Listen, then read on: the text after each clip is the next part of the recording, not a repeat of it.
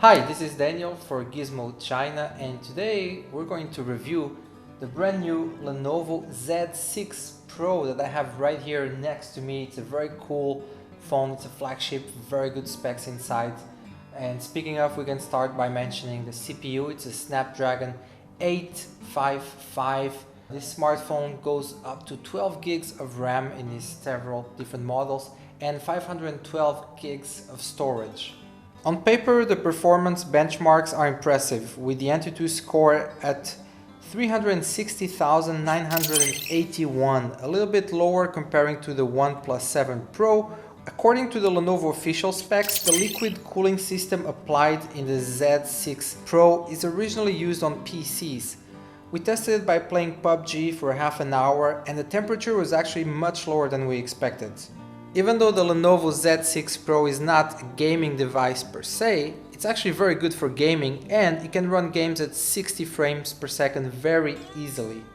As for the battery, well, we have 4000 milliamps inside and 27 watts.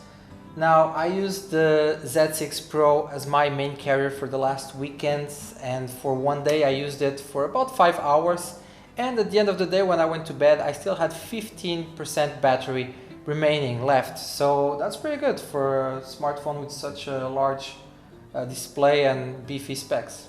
As for the design, it does not change much from the previous model, the Z5. However, it does look pretty cool in the back. Now it's like a glass body in the back with a very cool red line here going across the cameras. Maybe you can see it flashing around. Obviously, you want a protective case for this smartphone, otherwise it's going to be full of fingerprints everywhere, as you probably can see already right here.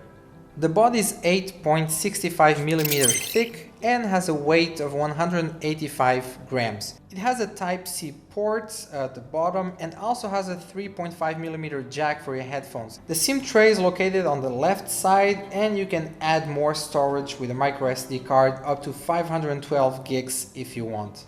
About the front of the smartphone, now if you're familiar with the previous model, the Z5, it actually had a sliding camera that would come out from like the top back of the smartphone. For this new one, for the Z6 Pro, Lenovo reintroduced actually the water drop design here on top, or the notch, whatever you want to call it.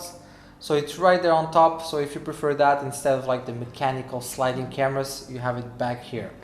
One of the Z6 Pro selling points is that they improved the in-screen fingerprint reader, but when I unlocked the phone I just cannot feel the improvements. So I compared it to the OnePlus 7 Pro. In a slow motion clip we can see that obviously Lenovo has a long way to go on this field.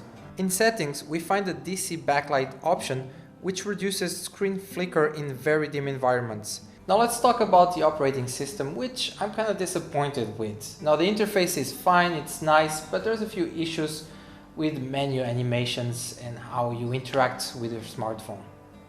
For example, when you jump to the multitask interface, there is no animation at all. Everything just pops up right in your face without any process. And do you notice the icon here?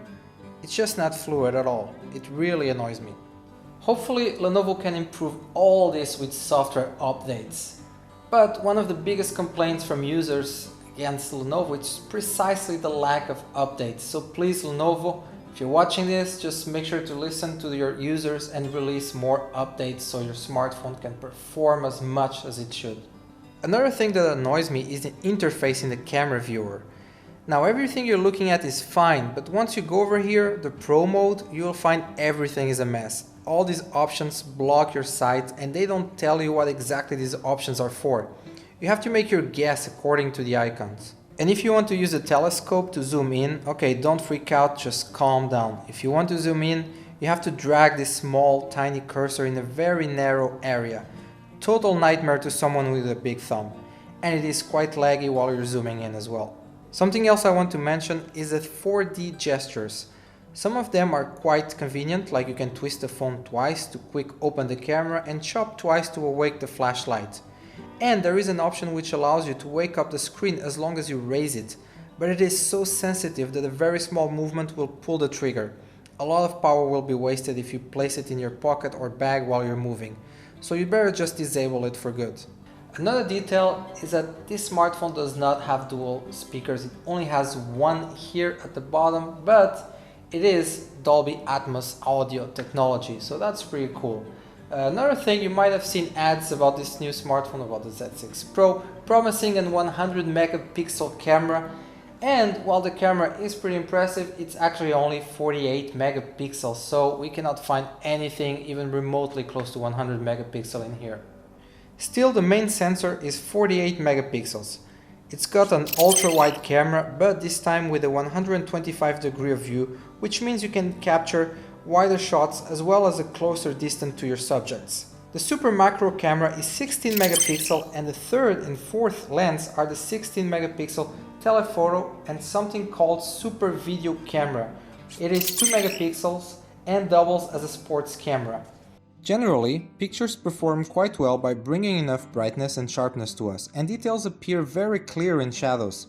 Colors are pretty accurate if shot in a good light condition.